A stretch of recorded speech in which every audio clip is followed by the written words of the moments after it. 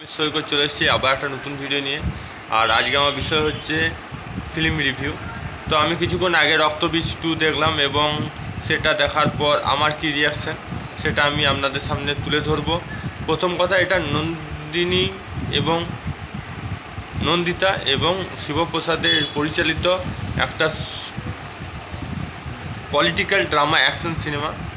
তো এমনিতে Windows production সম্ভবত ফ্যামিলি ড্রামা মুভি করে, এই পলিটিক্যাল ড্রামা অ্যাকশন মুভি খুব কম করে। তো ভালো করছে এখন উইন্ডোজ প্রোডাকশন, দেখছে যে মাস ওরিয়েন্টেড ফিল্ম করা। তো একদিকে ভালো পদক্ষেপ নিয়েছে উইন্ডোজ প্রোডাকশন। এতে হয়তো তার অসুবিধা হতে পারে প্রথম দিক থেকে, কারণ তারা একটা ক্যাটাগরি সিনেমা করতে গিয়ে অন্য একটা ক্যাটাগরিতে কনভার্ট হয়েছে, একটু অসুবিধা হতে পারে। তবে ট্রাইটা খারাপ নয়। তো রক্তবীজ 2টা আমার কেমন লেগেছে সেটা বলছি। রক্তবীজ 2 হচ্ছে অ্যাকচুয়ালি ভারত বাংলাদেশের মধ্যে সম্পর্ক, ভালো সম্পর্ক তৈরি করা এবং দুটোর ভারত এবং বাংলাদেশের মধ্যে যে সন্ত্রাস সেটা নির্মূল করে দুটো দেশের মধ্যে সম্পর্ক বন্ধুত্বপূর্ণ তৈরি করা এবং সন্ত্রাস থেকে নির্মূল করা। এই সন্ত্রাসের জন্য প্রত্যেকটা দেশের সম্পর্ক খারাপ হয়, সেটাকে খুব সুন্দরভাবে তুলে ধরেছে এই সিনেমাতে। এই সিনেমাতে বিস্তারিত জানতে গেলে আপনার নিকটবর্তী সিনেমা হলে গিয়ে এই সিনেমাটা দেখতে হবে। এখানে আমার যেটা ভালো লেগেছে, আবিরকে আমরা আগের চেয়ে অনেক ইমপ্রুভ দেখতে পেয়েছি। আবির কোনো দিন অ্যাকশন মুভি করে না, তো এখন অ্যাকশন মুভি করছে, এটা আমার পজিটিভ লেগেছে। আবিরকে নেগেটিভ যেটা আমার ভালো লেগেছে সেটা যে দেখছি আবির কোনো দিন ভালো ড্যান্স করে না। আবিরকে কবে ড্যান্স করতে দেখতে পারবো? তাহলে কি হবে, আবির তেমনি অভিনয় ভালো করে, সিনেমাও সুপারহিট আমাদের উপহার দেয়। আর যদি ডান্স করে তাহলে আরও মেগা হিট হবে সিনেমা, কারণ দেবজিতের মতন হিরোদের সাথে পাল্লা দিতে পারবে। এটা আমার বরাবরই অভিযোগ আছে আবিরের উপর। এখানে কিছু কিছু গান ভালো আছে। আমার মনে হয় নুসরতকে আইটেম সঙ্গে না নিলেও চলতো, কারণ মানুষ গল্পটাই দেখবে। আর নুসরতে বেশি চরিত্র ছিল না, এখানে কিছুক্ষণের জন্য 500 চরিত্র অভিনয় ছিল।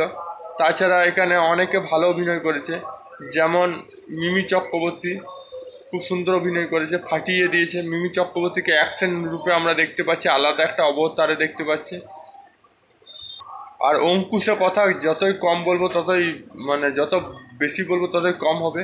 অঙ্কুশ এখানে বাঙাল ভাষায় কথা বলেছে, আমি এটা দেখে অবাক হয়ে গেছি। তাছাড়াও কৌশানী তো বাঙাল ভাষা খুব ভালো বলে এবং অভিনয়ের মাধ্যমে সেটা দেখিয়েছে। তো এখানে আমরা যেহেতু বাংলাদেশের কিছু সিন আছে, সেটা খুব সুন্দরভাবে কভার করে নিয়েছে। তো কৌশানী আর অঙ্কুশের জুটিটা আমার খুব ভালো লেগেছে সিনেমাতে।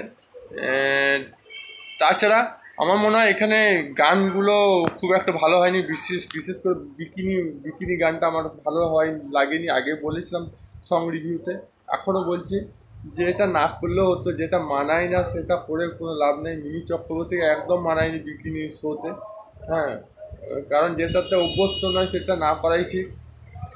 ওভারঅল কিন্তু সিনেমাটা খুব ভালো, শুধু গানগুলো ঠিক মতন সাজানো নেই সিনেমাতে। ব্যাকগ্রাউন্ড বলো, অ্যাকশন বলো, সবই ঠিক আছে, খুব সুন্দর আছে এবং সে ফিনিশিংটা আরও সুন্দর।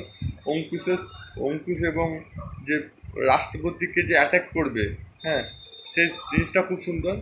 আর একটা ডাক্তারের যে 3টে রূপ থাকতে পারে সেটা এই ফিল্ম না দেখলে জানতে পারতাম না। সেটা আমি বিস্তারিত বলবো না, কেন বললে স্পয়েল হয়ে যাবে। শুধু একটাই বলবো যে এখানে ভিলেন চরিত্রে যে অভিনয় করেছে সে 3টে নামে পরিচিত এবং শেষ পর্যন্ত না দেখলে বোঝা যাবে না। যদিও সিনেমাটা দেখলে বোঝা যাচ্ছিল যে ভিলেনকে, তারপরে এরপরেও পার্ট 4 আসতে পারে, পার্ট 3 আসতে পারে, কারণ এটা অরিজিনাল। এই গল্পের পর আর একটা গল্প আসতে পারে, সেটার জন্য আমাদের অপেক্ষা করতে হবে নিকটবর্তী সিনেমা হলে। জয় হিন্দ, জয় ভারত। আমার ভিডিও এইটুকুই। আপনাদের মতামত কমেন্ট বক্সে লিখে যান, ভালো লাগলে লাইক করুন, চ্যানেলটি তাহলে সাবস্ক্রাইব করুন, ফেসবুকে তাহলে পেজটা ফলো করুন। আবার দেখা নিতুন ভিডিও নিয়ে। তো তখন জয় হিন্দ, জয় ভারত, ভালো থাকো, সুস্থ থাকো।